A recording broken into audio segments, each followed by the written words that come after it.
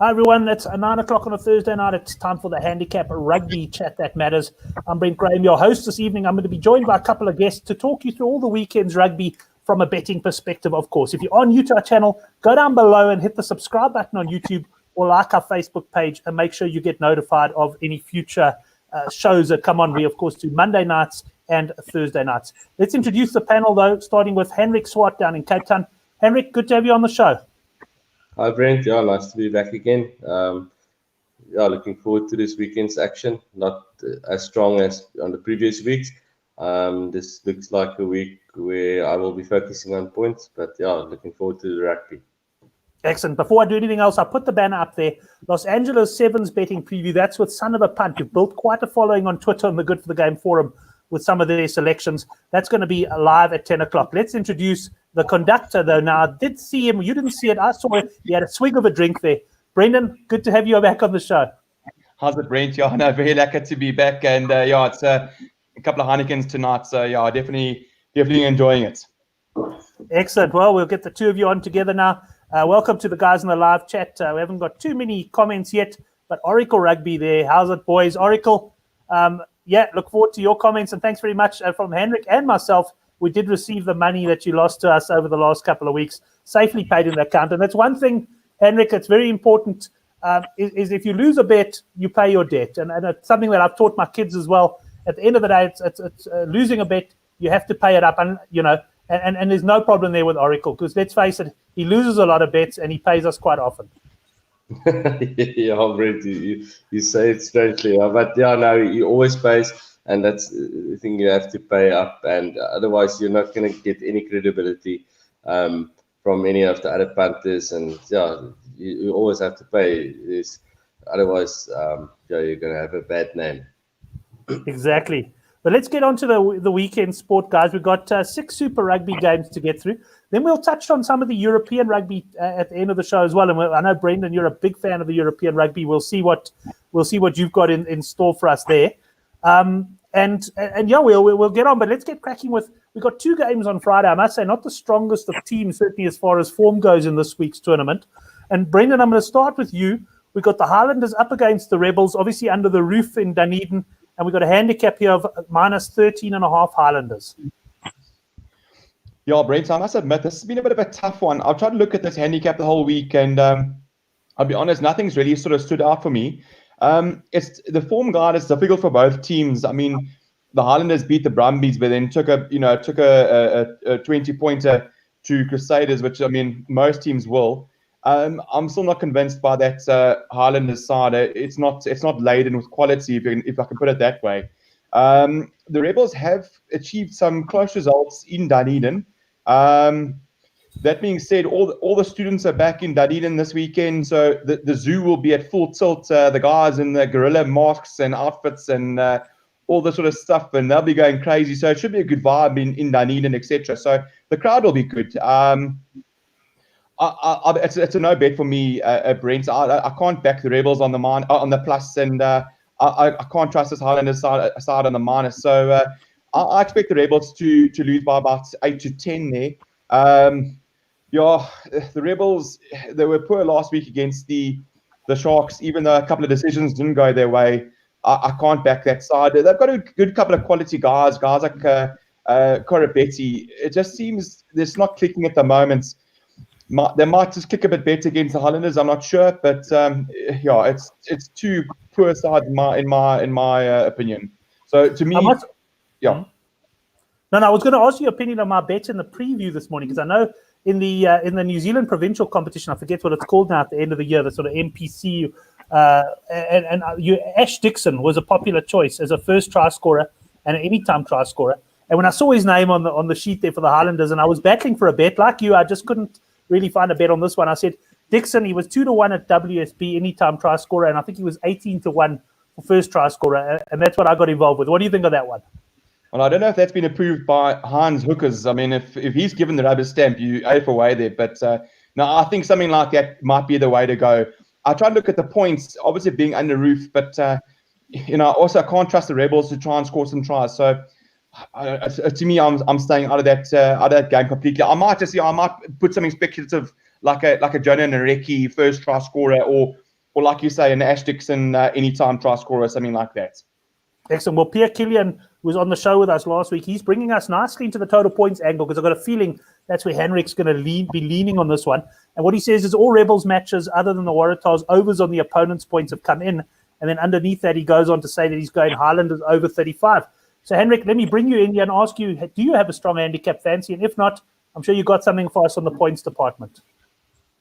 Yeah, Brent, actually, this is one of my stronger fancies on the handicap on a weekend where I'm not very strong on. I have two strong fancies on the handicaps, and this is one. This is my second best handicap, and I was surprised that this handicap is this big. I was expecting a handicap of less than a converted try, so I was surprised to see this handicap being double digits. So I like the Rebels here. Yeah, but this obviously both two poor teams. They haven't impressed. But the Islanders, yeah, I will continue taking on the New Zealand teams. I like you. I believe New Zealand rugby is on the decline, so New Zealand teams are right for the picking, and I will continue taking them on. Yeah, on the points, I've noticed the same that Pierre said there. After four Rebels games so far, 3 of their games they have conceded 36 or more points. So they concede a lot of points. The Islanders the same. The Islanders I'm going to read from my notes here. The Islanders conceded 42 against the Sharks, 33 against the Crusaders, and 22 against the Brumbies in a wet game. So both these teams leaked points. The only concern here is the ref, Paul Williams. He loves his whistle, but he is under the roof. And if we can get a total points quota in the low 50s, I would be all over here. But I like the Rebels on the plus. Have you seen any total points quotes yet on this one? Because I'm imagining Pierre will be able to help us out. I'm just quickly popping onto Sunbet, and I'm just clicking because I've got their handicaps open, but I just want to see if they've got. I don't see a points line yet on Sunbet. They don't have it yet, eh? No. So yeah, Pierre, just share with us what the points line is. But I would imagine with this handicap, if it's 34 and 14, probably about 54, 55 points, I'd imagine, yeah, Hendrik. The line somewhere. Oh, here we go. Pierre's come in. Points are at 56. That's higher than I hoped for, but I'll still probably take overs. I was hoping for 52, 53. And then, yeah, I will probably have a smaller play on the Rebels overs as well here, because I can see the Rebels scoring a few here as well. But yeah, 56, I'll take it. I'll still take it. Yeah, and we can always have a look around. You never know. You might get a bookie who comes out at 54.5 or something tomorrow, closer to kickoff. So 56 is the line. And yeah, I like you. I think we're going to get some tries in this one. I've actually taken a day's leave tomorrow, but it's not to watch rugby. My daughter's in a water polo tournament with 5 matches tomorrow. So I've taken a day's leave to go and watch that. It's one of her last tournaments she'll play. So looking very forward to that. But I'll certainly be keeping an eye on the score on this game, and I'll be going overs on total points. Let's move on to the next game, and Henrik, I'll stay with you. It's the Waratahs up against the Lions. The handicap here in the region of -4.5, -5.5. Waratahs are favourites. We've got a man in New South Wales there, been giving us probable lineups and stuff in Couch Critic. He's over there in Australia scouring the streets. Yeah, he was pretty accurate, I think, with his team news early in the week. What do you make of this one, though? Yeah, this is a tough one, Brent. I'm very undecided here. 2 poor teams. They've both been very poor. The Lions doesn't look that bad on paper to me, and they have a pretty solid record against the Waratahs. But I can't trust either of these teams with my money, so I'm not going to bet on the winner or on the handicap here. I'm leaning towards the plus, but yeah, I'm not going to bet on it. My focus here will be on points. I think we can get a bit of points here. It's a nice overs ref, Angus Gardner. His games are free-flowing. And this is 2 positive sides, so I think there should be points here. There's a small chance of rain, according to the YR.no, but I doubt there will be rain. But yeah, there's a chance, so we'll have to look closer to kickoff. I haven't seen any points lines. Maybe Pierre can help us against here. Yeah, Neil's coming here. Tars, Lions, 52. Yeah, I'm happy to go overs there. I was hoping maybe less than 50, but I'm happy to go 52.5. I think we should see points here. yeah, this is one of my stronger points fancies for the weekend. Yeah, see, Gary Lenton was quite strong on the Waratahs here at the -4.5 level. So interested to see what the conductor says on this one. Brendan, what do you think here? 4.5, 5.5 handicap? Or are you leaning towards the points lines? Yeah, Brent, definitely. I mean, like I said to you guys, to the guys a bit earlier in the week, I was quite surprised so much money has come on the Waratahs. I'm not sure from where it's come and why it's come on them. Because, I mean, as I said, looking at their previous results, so I can't remember exactly how much I've taken in the previous 3 games. They took quite a spanking to the Rebels. I think it was 14, 15 points. The Blues, I know, gave them 20. And I think the Crusaders gave them 18. And I think Henrik will love that one, that late last try by the Waratahs, just to sneak in the handicap there. Yeah, I'm not sure why, like I said, it's come in. To me, that last try conceded against the Blues at home for the Waratahs, it just really sort of seemed as if it was mentally they sort of a bit gone. I think that the damage has been done at the Waratahs by Daryl Gibson. He's left them in a bit of a tattered state. And this new guy, I think his name is Penny. I think he's going to take a while to sort of get going and get the guys into a better state. So, I mean, how do you change it around from taking 15 to a poor Rebel side to beating the Lions the next week? I mean, I understand they've got the players to do it. I mean, they've got Kirkley Beale. He's not a bad player. They've got guys like Rob Simmons. He's a Wallaby. Hooper Wallaby. Maddox Wallaby. But then again, I mean, I think the Waratahs lost at home last year against the Sunwolves. So, you know, you can say as many Wallaby names as you want. It doesn't necessarily mean they're gonna play well. I very much like the +4.5 here. I've been quite surprised by the spirit of the Lions. They've lost a lot of players over the last 3 to 4 years. I've been hearing a lot of the guys, that have come into the Lions now have been talking about the spirit and the camaraderie and the sort of never say die attitude. So I thought they were a bit unlucky to lose to the Stormers, really. So in essence, I should have actually been 2 from 3. For me, I think they've only won out of the last 5 against the Waratahs, but to me, this is a poor Waratah side, low in confidence. So I really expect the Lions, after a bit of a break, to at least give them a good go in the first half and run them close. You may be looking at something on the halftime handicap there, perhaps. It's interesting. I mean, Neil making the point in the live chat, the Lions are very poor on the road. I had a look at this game, and I'll tell you where I ended up, guys. I thought this could be a close game, and I went for that Sunbet market. I forget the price. I think it was 27-20 or something. I went either team to win by 7 or less, basically suggesting that this one could come down to the wire. It certainly wasn't a confident pick, and perhaps tomorrow, if I do get an opportunity to watch this game, I'll have a look and see, maybe get involved in the points lines, but nothing too strong for me on that one. Let's go on to Saturday morning, though, and Conductor, I'll stay with you. We've got an early kickoff here. This is kicking off at 5:45 South African time. It's the Hurricanes up against the Sunwolves. The Sunwolves absolutely hammered by 59 points last week against the Reds. And now the handicap, well, it's been sitting at 32 to 34 points all week. Yeah. Brent, sorry, before we get on that, I see the Waratahs actually on playing their main ground. I can't remember what the test stadium is. They're playing in Parramatta. So smaller ground, obviously trying to get a little bit more sort of crowd support, etc. But so it's a bit out of Sydney there. So it'll be interesting to see the crowd support they've got. It's another thing they've been poorly supported. So it's another thing that makes me lean a little bit towards the Lions there. And Roger.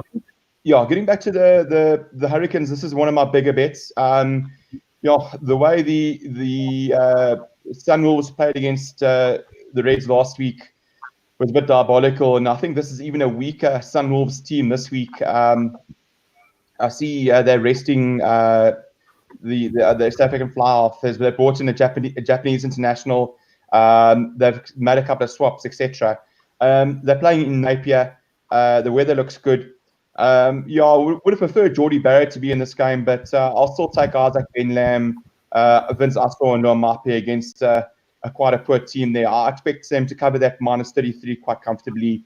I think this is going to be an exhibition. I mean, it's more of a sort of running front row there, Amua, and the other Wellington prop. These guys love to run it. So I'm not a big Vive Fafita fan, but against a poor team, he should put a couple away. So I'm this is one of my bigger bets, minus 33.5. That's it. I'm with you on the minus here, Conductor. I do fancy them quite a bit as well. There's a big handicap, but the reality is when a New Zealand team start running amok and running in tries from all over the place, a handicap like this can look pretty small pretty quickly. The scenario I'm painting here is, maybe the Sunwolves hold them early, but a couple of late tries in the half or something, all of a sudden the Hurricanes lead 24-3 at the break. They're really only two scores away from the handicap. I can well see that happening, but I'm interested to see if Hendrik Swart's going to rubber stamp it for us. No, Brent, I'm not on the minus here. I'm not on the plus either, really. I'm leaning more to the plus than the minus. The thing in you guys' favor is that this is an afternoon game, so I can see the New Zealand team running away, but I don't like the Hurricanes this year. I won't be betting on the big handicap. I don't like these big handicaps. I think you're better off focusing on points here, and there should be points. It would be interesting to see where the line comes out. If we can get 60, but it will probably be bigger than that, then overs looks good here, and or maybe the tries should actually be a better bet here, over 7.5 tries if you can get that at decent odds, or Hurricanes over 5.5 or over 6.5 tries, because I can't see a lot of penalties being kicked here. So I think go for the over some tries here if you fancy the Hurricanes to run away with it. I think that's a safer option than the big handicap. The only problem is Federico Anselmi, the ref. He's not my favorite ref. I'm a bit wary when going overs with him, but with it being an afternoon game, there should be points. Yeah, I like these early kickoffs, or call them afternoon kickoffs for points, but I haven't seen points lines on this one. I don't know, probably a little bit early to have anything out, but we'll see about that. But I'm with the Conductor on this one. I do like the minus quite a bit. Neil just making a comment on the ground here. McLean Park is a big overs ground. In Meter 10 Cup last season, the lowest points total was 51.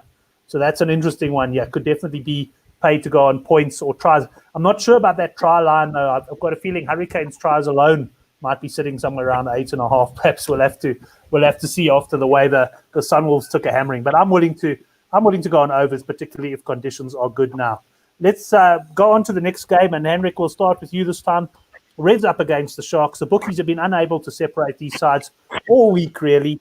And if I look at Sunbet, 17-20 the Reds, 19-20 the Sharks. I'll quickly pop across to World Sports Betting, 9-10 the Reds, 21-20 the Sharks. So the bookies battling to separate these teams. Yeah, Brent, both these teams have been impressive. I've been impressed by both. Even with the Reds losing their first 3 games, they were in a position to win all those games. And last week they really came out and they fired against the Sunwolves. The Sharks, the only game they were poor was against the Hurricanes in the second half, but they got badly disrupted with the injuries early on, with Mapimpi and with Chamberlain going off early. So these teams, they've been good. I like the Reds at home here. I think the Sharks might lose here. I can probably see a lot of support for the Sharks here, but it's the last game on tour, and I'm being back. That's a big positive for the Sharks, but Mapimpi out. Mvovo is not in the same class as Mapimpi. But the big thing for me is James Fenton not playing. I think the Sharks will miss him badly. He's been great at the breakdown, and he's a workhorse. His work rate is very good. And I think they will miss him badly. And I like the Reds team, and I think the Reds will put a lot of pressure on the Sharks up front. The Reds scrum has been very good. At home, I think the Reds will win this, and this is my strongest fancy on the match odds or the handicaps for the weekend. And then looking at the points, we've got a great unders ref in Brendan Pickerel here. And with the Brisbane humidity that should be a factor, this is a nice unders game for me. Anything 45.5 or higher on total points, I would be all over unders here. Right, an interesting one. I look forward to seeing the points. I'm just seeing most of the guys coming out in support of the Reds. But this can be a very interesting one for a Super Brew point of view, because this is a real choice pick. And I wonder a lot of the South Africans, we betting guys, we tend to bet with the head, not so much with the heart. And I wonder if this isn't the game where if you can pick the Reds, you might be able to make some inroads in some of the big pools. Because I can tell you in our put your money where your mouth is pool, I think I'm sitting 60th out of 69 players. So I really need to start making a little bit of a move there. Brendan, let's go to you though and get your thoughts on the Red Sharks. Yeah, Brent, I'm very much mirroring what Henrik said there, specifically with regards to the points. Pickerel and the humidity should make it a slightly lower points game. But I'm very much on the Reds. Yeah, I'm actually very strong on the Reds, even being a Shark supporter. I made a comment on the group today. What is the winning percentage of SA teams for their fourth game? So, it's always an interesting thing. Sharks have won 2 out of 4. For me, it might be a situation of, that's actually, they'll take that and get back on the plane. That being said, also what Henrik said in terms of I love Mvovo. He scored an incredible try in the Currie Cup final against Province. I'll never forget it. But that was about 4, 5, 6 years ago. I think he's lost a couple of yards. He's not in the class of a Mapimpi. And what Henrik said, Henko Fenter is not the same as James Fenter. Although if you don't scrutinize it, one might have thought it was the same guy, but it's not the same guy. I also like Tyler Paul. I see they've brought in Richardson as a youngster. So there's a couple of changes there that I think is going to make a big difference. I think the Sharks are going to take a big strain up front against a very, very dominant Reds pack. So I expect Tupou to do the business, and I expect the Reds here to win by 6+. Even though being a Shark supporter, they've played well on tour, but Reds, I think a lot of the guys were saying, but you know why you can't take the Reds form off last week. I'm not even counting the game against the Sunwolves. I thought the Sunwolves didn't even rock up. I'm actually taking their first 50, 60 minutes against the Jaguars and that first 50 minutes against the Brumbies. I thought they played spectacular rugby. I'm liking Brad Thorne more and more. He's got this no-nonsense attitude. I love hard rugby coaches that don't tolerate rubbish. He kicked out Quade Cooper as soon as he could. He doesn't stand for rubbish. He's got a no-nonsense attitude. He's building a good team there in Brisbane. I think that just shows with a couple of good Wallabies, guys like Isaac Rodder, these sort of guys coming through. I think that's due to his sort of, oversight, etc. So, I'm very much in the Reds camp here. Well, probably a good time to mention that the Good for the Game newsletter will be going out tomorrow. I'm not sure we'll get it out early. I've got a pretty hectic day, so it'll definitely go out sometime tomorrow. And I've got a sneaky feeling that the Reds are going to be involved, if not as the best bet, then certainly in the accumulator that we'll go. So do go down below this on the YouTube and the Facebook. You can subscribe to the Good for the Game newsletter that comes out every Friday. Right, that brings us to the end of that game. We now move on. And it was quite interesting. I saw the New Zealanders commenting on Twitter. There's no 8 o'clock kickoff South African time. So in other words, no Saturday night game in New Zealand, which is quite interesting. But we do have 2 afternoon games in South Africa, an afternoon and an evening game. And Conductor, I'll stay with you for the Stormers up against the Blues. I see here 8.5, 9.5 points, the handicap with the Stormers favourite. Yeah, Brent, I'm back on the Stormers. Yeah, they've treated me so well for the last 4 weeks. They've delivered 3 out of 4 handicaps. I'm sure Henrik will be going points under again if it's a decent line, but I'm on that minus 8.5. It's a good Stormers side. They have a rest week next week, so I think this is going to be full guns blazing, and they know they can take a bit of a break. I don't rate this Blues side at all. They beat an incredibly bad Bulls side. I see they've moved Riku Ioane to outside centre, which I don't understand. They're taking their best attacking weapon and moving him to where he's got the least space or less space as opposed to the wing. They put Joe Marchant, or as the South African commentators say, Marchant. I have no idea why they call him Marchant. Maybe it's that Labuschagne vein of form there, but Yes. No, it's a Perifetta back at 15. Terry Black is not great. They've brought in, I think, Knock at 9. It's a very average blue side, and it's a couple of very average forwards. So Tutu doesn't impress me, and there's a couple of guys, Lucy's and in the locks. I think the The Stormers should do it up front. I'm just. My only concern is a bit of complacency, but I think Dobson should hopefully nip that in the bud and say, listen, guys, the past 4 weeks doesn't count for anything. And what I thought about earlier today was this game is really one of those games that makes a difference between a home semi-final or a home final and having to travel away to New Zealand. So this is exactly where the Stormers can cock it up. But 3 o'clock kickoff, a Yaku Piper as a ref. Stormers get good support. Yeah, I really fancy him to carry this. Stormers on the handicap there for the conductor. Henrik, I'm going to lead you straight in with total points. What sort of line are you hoping for here to go unders at? Somewhere around the 45.5? Spot on, Brent. That's exactly what I have on my notes. 45.5 or higher. I would be very happy to go unders. It's going to be great conditions, and it's Yaku Piper who's actually an overs ref. But Newlands and the great Stormers defense, you just can't go overs. And the Stormers offer nothing on attack either.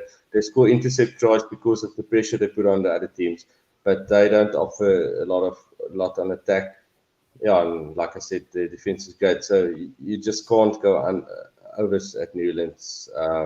You have to go unders.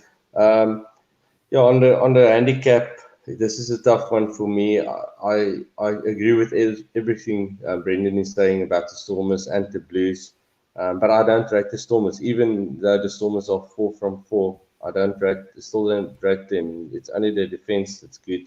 But the thing is, the Blues will probably only be in Cape Town to have a bit of a holiday. They'll probably spend more time at Camps Bay than they do on the training field. So the Stormers should win this game. I'm going Stormers 1 to 12 here as a bit of value because I'm undecided on the handicap. But I won't put anybody off taking the Stormers on the minus. I definitely won't take the Blues on the plus here. But yeah, my focus will be on points here. I'm hoping, like you said, 45.5 or higher. I will be very happy to take the unders here. And if I can get Blues points, 20, what would that do, Brent? Probably about 17.5, somewhere there. 17, 18, yeah, probably under 2.5 tries rather for the Blues then. I'll take the under 2.5 tries for the Blues. This is the sort of game where we needed Oracle on the show for an even 500 bet somewhere there. Niels is coming in and making the point. Unders has arrived in 21 of the last 23 games at Newlands. Another way of saying that is Hendrik has won in 21 of the last 23 games that have been played at Newlands because he's on unders every time without fail there. Let's move on to the last game of the night. Henrik, I'll start with you, or the last game of the weekend. The Bulls against the Jaguares. Interesting one this. We got the visitors here, slight favourites at sort of -2.5, -3.5 levels. Yeah, Brent, the Bulls were really disappointing against the Blues. I expected the Bulls to win the game, and then they stuffed it up at the end. I don't know what to say about the Bulls here. And the Jaguares, with them losing at Newlands, they should come out here and I think they will be better. They'll have more space on attack, and I think they will beat the handicap here. I'm not sure where it's at the moment. I saw 2.5 this afternoon, which I thought was pretty low. Let me see, Sunbet, they still have 2.5. Yeah, 2.5. I like the Jaguares on the minus here. Not strong, but I like them. And I think, despite what you and Gary said on the previous show, I think there might be a bit of points here. The Bulls haven't been that great on defense, and Ben O'Keefe, the ref, he's an overs ref in my book. Good conditions. My main play here will be Jaguares points, overs on their points in the mid to high 20s. Jason saying he thinks we need some non-experts on the show. Well, for some fun. It's never quite the same when we don't have Oracle on, but he is watching the show. So, Oracle, what I want to know from you is, where do you want your 500? What would you like? I'm not suggesting that we'll lay to you. If you say the Reds, for example, we're certainly not going to, because we all like that as well. But Oracle, let us know what you think. Pierre just saying he'll be on the Jaguares, but certainly not comfortable. Brendan, I don't think I've asked your opinion on this game yet, the Bulls game. No, Brent. No, I'm strong on the Jags, yeah, to be honest. they won't have any issue playing at altitude. Many of these guys, internationals, having played at many stadiums around the world, they won't fear this Bulls side in any respect. It's a much changed Jaguars side. The side that played the Stormers was, to me, their B side. They're picking the strongest side possible. No guys are talking about the scrum half. Iskura, I think, is the starting guy. Cancellieri, who is the fullback or winger, he played scrum half for them in the America Rugby Championship. He's more than capable to switch to 9. So there's no issue there. The Bulls are absolutely rubbish. Sorry, I actually want to say some other words, but I'd rather just keep it a bit clean. The Bulls are crap. Please don't come to me with this. They want to win for the union and win for the fans. There are no fans at Loftus. That urine-stained building is so terrible to go and watch rugby at. I don't even think they'll get 5,000 there on Saturday. I'm angry because I had doubled up on the Bulls. They started a bit of a capitulation for me. Doubled up on them. 76 minutes. Their reserve player, I can't remember what his name is. That other idiot, because they're both idiots. I can't remember what his name is.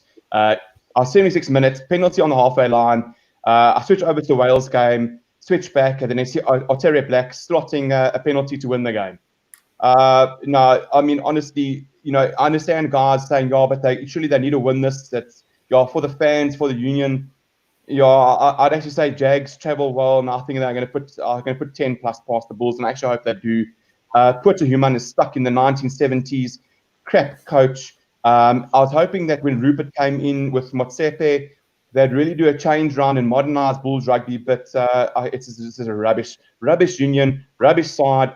And I live in Pretoria, and it's such a shame. I remember the days I used to go and watch the Bulls, and it was packed to capacity, great vibe, etc. I didn't support the Bulls, but it was lovely to go and see. But I think you have to zoom in on the seats to find fans on Saturday. So no, I hope the Bulls actually catch a hiding. Oh, next time I hope you share what you're really feeling, Brendan. Don't hold back. Yeah, but I take your point. The Bulls are definitely not playing well. Just to confirm, Oracle Rugby, he says, Henrik, you and I both got an even 500, the Reds minus 1.5. So I think you and I are both quite happy with that. And that's it. Yeah, it's all on confirmed bet there, Oracle. Thanks very much. Just Donnie pointing out Mani Lebouk, the guy who put those, I think he missed a couple of kicks to touch. He had a bit of a shocker at the end of last week. But let's talk best bets of Super Rugby. And the conductor, start with you. Your best bet of the weekend, please. Brent, I'm going best bet is the Reds. And then second, it's tough. I'm very strong on the Reds. My second best bet would be the Stormers. Then I like the Hurricanes. Like I said, Chase Tier at 15 is not my favourite, and neither is Kobus van Wyk, but I expect him to run past that Sunwolves quite easily. But no, my best bets, I like the Reds. Right, Henrik, your best bet on Super Rugby? Yeah, same, Brent. Also the Reds. Second best is the Rebels on the plus, but I like the Reds to beat the Sharks. Excellent. So probably no surprises what's going to be coming out in the newsletter tomorrow. Although I must point out, we are going to be talking to Son of a Punch in the sevens. And if they're really bullish on something, and Sean Nicholas as well, we'll have his comments as well. You never know, that might just edge best bet status. That takes us to a bit of European rugby. Henrik, I know if you want to say cheers to us now, if you want to hang in, it's up to you. I know you haven't looked at Europe, and we'll just get the conductor to run through it quickly. Do you want to hang in the studio and hear what he's got to say? Yeah, I'll listen to you guys. I'll hang in till the end of the show. Excellent. Great stuff. So, Brendan, looking at the European rugby, quite a lot of stuff on this week. Obviously, no Six Nations. What are your thoughts? Run us through the card, perhaps, and anything you fancy strongly. Brent, to be quite honest, I haven't focused too much on Euro rugby. I quite like Edinburgh tomorrow night against Cardiff Blues. They brought back quite a couple of Scottish internationals. Cardiff Blues is not that strong to me. I don't know where the line is at the moment. I mean, eventually end up taking 12.5. I've got a feeling that line may have shifted. But if guys want to maybe get a smaller 5 to 10, it may be worthwhile adding that into one of the multis. I see 11.5 at Sunbet. 11.5. Okay, no, then with Edinburgh, Cardiff. It's minus 11.5. Edinburgh. Yeah, then I'll take that. I've taken minus 12.5. So if you can get 11.5, I don't think that's bad. My other fancies are my other nothing in the Premiership for me. It's going to be tight games. Gloucester against Sale. It's going to be a tight game, etc. Nothing in the Premiership. It's more top 14. Toulon versus Stade Francais. Stade Francais sitting bottom or just top, second from bottom. They've got a good couple of players, guys like Matera. But they lost by 11 points last week to Bayonne, who also one of the poorer teams. And now they're again away this week to Toulon. Toulon should get a couple of French internationals back. They'll be vying to get into a better position towards the top of the log here. They've been dominant to me, and they should cover that minus 12.5 quite comfortably for me, Brent. Other than that, there's obviously no Six Nations this weekend. I think it's only next week the guys play again, but it's going to be only 2 games with Ireland, Italy being cancelled. My interests will obviously be 2 games. The Cheetahs versus the Dragons, which is in Newport. A little bit of rain around, but it shouldn't be too much. Cheetahs are about 7.5 to 10. I quite like the Cheetahs, but again, their discipline is just so poor. I mean, now Jasper Visa again, 4 weeks. I think the amount of red cards and suspensions these guys have got is actually shocking. So I don't know if that to me points to a coaching problem. The guys' discipline is poor. But my main interest will be Connacht in Port Elizabeth on Sunday. I think that the Irish guys may fancy good conditions there in Port Elizabeth. The cap is about minus 12.5. So I might look at a Connacht minus 12.5 there. They're getting a couple of Irish internationals back, obviously with the game being cancelled. So I quite like Connacht to beat the Kings there. Yeah, Kings are just they were competitive against the Cheetahs in PE, but other than that, it's been very much one-way traffic. Yeah, I was disappointed. I thought the Kings were going to be. To me, it looked like they're a little bit on the up, but ever since they were competitive against the Cheetahs down in PE, they've sort of slid downhill. So yeah, I haven't really got any strong fancies on Europe, but good to get your picks there. Just Henrik making the comment there, and it's true, hey Henrik. He's surprised that the Cheetahs are favourites. They have been crap under Harvey's. They haven't been the same team, Henrik, since Franco left. So let me just unmute myself. Yeah, I mostly follow only the South African teams in the Pro 14, so I haven't followed the Dragons closely. So I checked the results now quickly, and they've lost a few games, but I see they lost the one big one against the Italian team, Zebra, I think. But I think that they haven't lost badly against the other teams. I'm surprised for the away game that the Cheetahs are favourites here. I see Neil, I speak to Neil quite frequently, and he follows the European rugby closely, and he likes the Cheetahs, so that puts me off that one. But yeah, I was just surprised to see the Cheetahs being favourites. The Kings game is an interesting one, 10.5 points at home. We'll have to have a look at the results for having a bet there, but I'm sure I'll have a bet on it. Excellent, guys. Thanks very much. Brings us to the end of the show. A little bit shorter than normal, but that was kind of planned. That's why I just had the 2 guests tonight, because we've got to go straight into the show at 10 o'clock for the Los Angeles Sevens. We've got Son of a Punt joining us. We're also going to have the comments of Sean Nicholas. He sent them through to me on email. I'll post them on the forum afterwards as well. The good news is the lads seem to be quite aligned, and we'll have to see if they can have the sort of cracking form they had in the last couple of Seven series, where they've absolutely been on fire. But Henrik, thanks very much for joining us. Have a cracking weekend, and all the best with your punting. Thanks, Brent, and Brendan. Good luck for the weekend. Hope the bookies, with the Sevens being back as well. Hope the guys eat the bookies hard. Excellent. And to Brendan, I see having a couple of pots tonight. Can I take it that the girlfriend's on a ladies' night out? Absolutely, Brent. No, Brent, if I can just say something quickly, you know why I'm actually so upset with the Bulls? Is sorry, I'll make it quick. You know what really pissed me off? The Chiefs really put me in a back foot, off that sort of Saturday morning, and you're always behind the 8 ball, because I had the Chiefs in a lot of sort of multis. So, one on the Reds, one on the Stormers. I doubled up on the Bulls to try and make up for the Chiefs loss. Then that the Bulls went south. Then sort of that you break the cardinal rule and make the sin of trying to chase your bets. Went on the Wales, that cost me. Then I went Ireland under 7.5 points. So they scored 7 points. George Ford gets the ball. 10 seconds to go in the game. Turnover, kick for corner, try. Then you're really in the dwang. Then you try and put money on the Scarlets to beat the Kings by 23.5. Last minute thrown in the line where the Scarlets need to drive the ball over and lose that. So the Bulls started the bloody capitulation. There's a stuff then. So, but thanks guys. Have a good weekend, and thanks for the show. Just before you go, I just want to share my screen quickly with you. I'm just waiting for it to come up there. Brendan, just summarize your best bet in Europe for us, please. You did run through your bets, but what's your best bet? Toulon minus 12.5. Toulon minus 12.5. I'm trying to share a quick picture with you here, but I don't know if it's going to come out that well. But let's see if I can. This is what I want you to think of just before you go to bed tonight.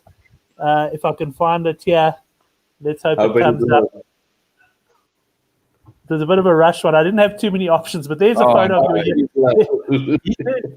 there's a photo of your Euro for you, Brendan. The only thing is worse than pure put a human is that it's Fasaki, the hooker, who looks like a 1980s 85 policeman with his bloody snort, and he's one of the worst hookers in Super Rugby. Yes, I cannot stand the damn Bulls. I hope they take 50.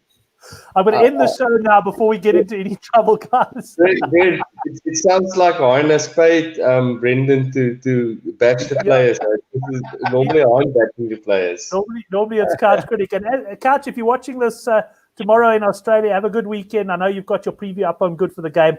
I will have a read of that one, I promise. Guys, thanks very much. Thanks to all the guys in the live chat. Really enjoyed the show. And we'll see you in around about 18 minutes to talk a little bit of Sevens rugby. Cheers, everyone. Cheers, boys.